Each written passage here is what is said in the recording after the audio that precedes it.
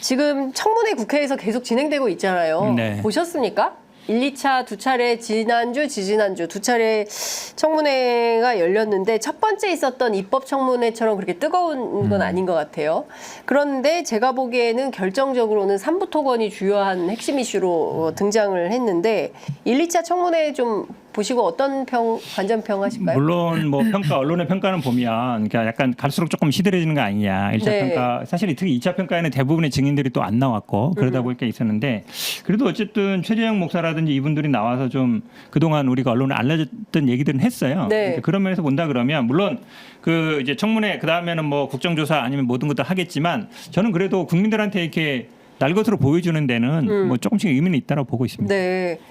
그 어떻게 보셨어요? 근데 아무래도 1차 때보다 더 국민적 관심이 좀 줄어들고 있다라는 느낌은 좀 지울 수가 없을 것 같고 네. 아무래도 이제 관련 핵심 증인들이 불출석을 하면서 사실 이제 국회의 권위에 대한 이제 도전을 하고 있는 거거든요. 네. 그래서 거기에 대해서는 저는 엄정하게 저는 고발 조치를 해야 된다라고 보고 다만 이제 중요한 것이 탄핵 청원 청문회잖아요. 네네. 이게 지금 대통령 탄핵으로 가는 가장 밑단계의 지금 일을 하고 있는 거예요. 국회가 권한을 행사하고 있는 건데 전 여기서 이제 정말 중요한 거는 그럼 국민의 여론을 얼마나 더 지금 모으고 있는가. 네. 그게 저는 평가의 잣대가 돼야 된다고 봐요. 그냥 네. 민주당 중심으로 해가지고 아 우리끼리 그냥 시원하다, 우리끼리 성공했다라고 외치는 거는 저는 아무 의미가 없다라고 보고 정말 더 많은 국민들이 윤석열 정부의 윤석열 대통령의 중대한 헌법과 법률 위반에 대해서 얼마만큼 인식하고 또 얼마만큼 그거를 여론전에 있어서 환기를 시켰는가. 네. 저는 그런 차원에서는 이제 국회가 말로만 하는 건 이제는 저는 이제 어느 정도 한계에 왔다고 보고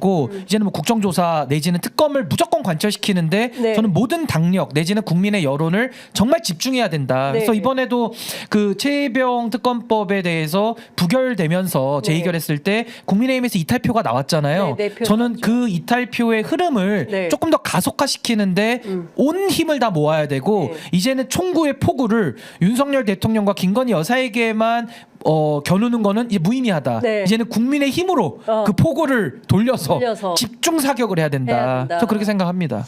저도 동의해요. 저도 그래서 개인적으로는 네. 지난번 국회에서는 우리가 변협 추천 4명 추천 그다음에 야당이 2명 올리면 대통령이 1명 선택하는 네. 식으로 올렸었거든요. 예, 예. 저는 그걸 민주당이 고민할 필요가 있다고 봅니다. 개인적으로. 왜 그러냐면 사실 지금 상태로 뭐 재의결한다 그러면 똑같은 걸로 하면 안 될 가능성이 높아요. 네. 뭐 한동훈 대표도 뭐 대법원 등 뭐 제3자 추천이라 그러는데 대법원은 뭐 심판하는 사람이기 때문에 네. 심판이 뭐 검사 추천하는 건 말이 안 되잖아요. 네. 지금까지 효과도 별로 없었고. 그럼 뭐 변협 추천안을 제기했을 때 한동훈 대표가 반대할 명분이 없어요. 그리고 제가 보기에는 이번에 내표지만 많은 분들이 뭐 국민의힘에 있는 의원들 중에서도 무기명으로 한다 그러면 찬성 가능성이 있다고 보거든요. 네. 그러니까 저는 지금 민주당에서 상설특검 얘기 나오고 있는데 상설특검법은 또 그 추천위원회가 돼 있는데 7명인데 네. 기본적으로 뭐 법원행정처, 법무부 그다음에 차관, 변협 이렇게 들어가는데 4명은 또 국회에서 하게 돼 있거든요. 요거 지금은 이제 여당 야당 2명씩 하게 돼 있어요. 불들이죠. 그거를 만약에 규칙을 바꾸면 야당 4명으로 바꾸자는 건데 그거보다는 제가 보기에는 그것도 물론 뭐 추진할 수 있는데 오히려 변협 추천으로 그냥 가는 게 어떤가. 왜냐면 네. 변협 물론 뭐 변협의 약간 정치 성향성이 보수적인 건 맞아요. 네, 네. 기본적으로 법조 자체가 보수적이기도 하고 이 숫자가 점점 늘어나면서 예전처럼 변협 이 약간 보수 쪽으로 기우는 건 맞는데 그렇다 해서 완전히 뭐 극은 아니거든요. 네. 그렇게 본다 그러면 4명 추천하면 그중에 어느 정도 좀 적절하게 얘기할 것 같고 그중에 야당이 선택하면 되는 거라서 그 부분도 저는 고민할 필요가 있다. 근데 저는 이 부분은 제가 생각이 조금 다른 게 네. 저는 제3자 추천 특검으로 지금까지 성공한 예가 하나도 없어요. 그러니까 대법원장 추천은 말할 것도 없고요. 변협 추천에서도 7번인가를 했는데 다 실패했거든요. 근데 지금의 변협은 전임 변협의 협회장이 지금 법률구조공단 이사장 가 있습니다. 네. 그러니까 윤석열 그렇죠. 대통령의 네. 임명장을 받은 분이 협회장을 했고 그때 부협회장 했던 분이 지금 협회장이에요. 네. 그리고 당시에 그 전임 협회장 이종효 협회장 시절에 부협회장 했던 분들이 지금 한동훈 인재 영입으로 들어가고 있는 이런 상황 속에서 그럼 과연 변협이 믿음을 줄 수 있느냐? 저도 변협의 회원이지만 저도 믿음을 못 갖고 있거든요. 그러니까 이러면은 저는 네. 실패할 특검을 할 바에는 지금까지 국민들이 열받고 싸운 이유가 없다. 그럼 저는 어떻게 해야 되느냐? 야당 추천 특검으로 2번 특검을 해서 다 성공을 했기 때문에 때문에 국민 앞에 저는 설득한 명분은 차고도 넘친다고 봐요. 근데 문제는 민주당이 설명을 못해요. 그게 전 답답한 거고 네. 자꾸 되게 딴소리를 하니까. 근데 저는 2번의 특검이 성공했는데 2번 다 야당 추천 특검이었다. 이거 설명을 잘해야 되는 것이고 특히나 한동훈 윤석열 특검이 뭡니까? 그때 박근혜 최수실 특검 야당이 추천했어요. 박지원 원내대표가. 이걸 가지고 저는 그 논리를 깨버려야 된다고 보는 거예요. 네. 다만 똑같은 안으로 했을 때는 통과가 안 될 수 있으니 저는 야당 추천은 유지를 하고요. 네. 민주당과 조국혁신당이 추천하는 모양새를 그럼 포기하자. 그럼 어떻게 하면 되느냐?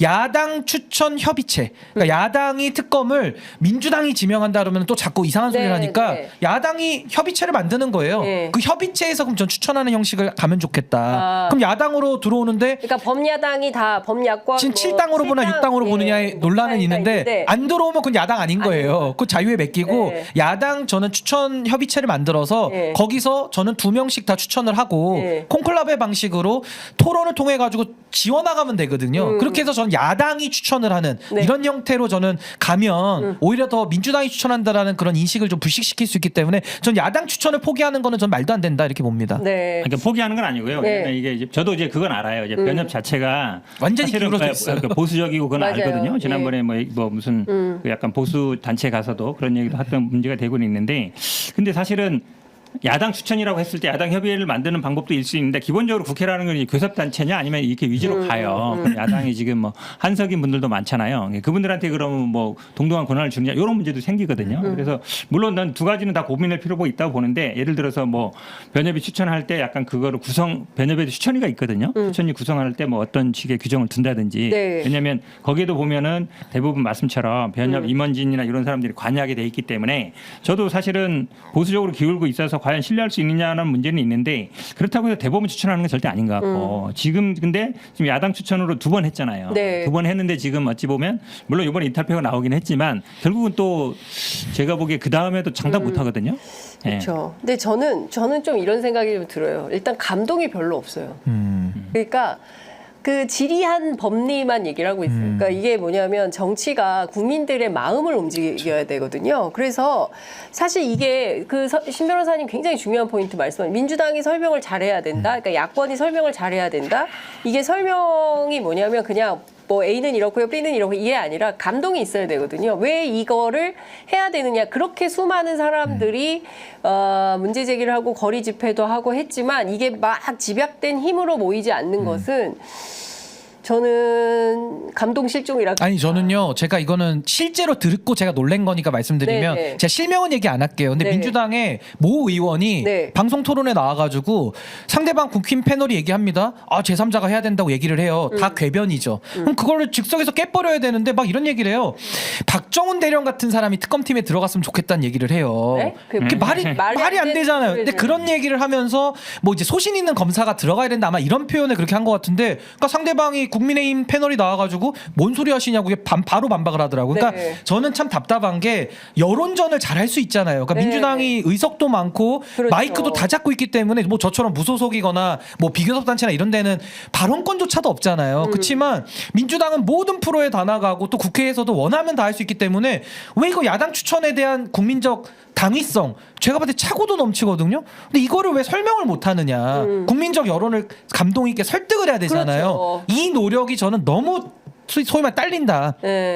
근데 그분은 제가 실명은 얘기 안 하겠지만은 아니 정말 저는 그 댓글에 토론을 누구 들으면서 장모 의원입니다. 장모 의원. 장모 서울에 의원이요? 재선하는 장모 아, 의원. 그래요? 그러니까 저는 이런 식의 여론 선전선동의 능력이 너무 떨어지기 때문에 아니 국민의힘이 와가지고 3자 특검 얘기할 때마다 아니 성공한 특검이 없다. 실패할 거냐 특검. 성공시켜야 되지 않겠냐. 그렇죠. 그럼 야당의 예를 따라가는 것이고 야당 특검을 전제하고서 협상할 수 있다고 봐요. 그래서 저는 아까 말씀드린 뭐 협의체를 만들어서 민주당이 그럼 한 명 고르는 그 권한을 좀 내려놓는 식으로 우리가 절충을 할 수 있겠습니다만은 아니 대한변협이 추천해가지고 성공한 얘기가 하나도 없고, 또 하나는 윤석열 대통령이 법조인이잖아요. 그 법조 카르텔 속에서 변협회장하고 다 사시 기수를 엮여 있고 한 다리만 건너면 다 아는 사이인데 이 사람들끼리 추천한다는 거 국민들이 납득하시겠습니까? 그러니까 원칙을 훼손하거나 흔들지 않는 선에서 왜 이게 필요한지를 조금 더 구체적으로 설득력 있게. 국민들께 설득력 있게 잘 설명을 해서 왜 그걸 못하느냐. 감동을 모아내서 뭔가 네. 흐름을 만들어야 저 그 장모 의원 되는데. 토론 보는데 정말 그 스튜디오 안에 쳐들어가고 싶더라고요.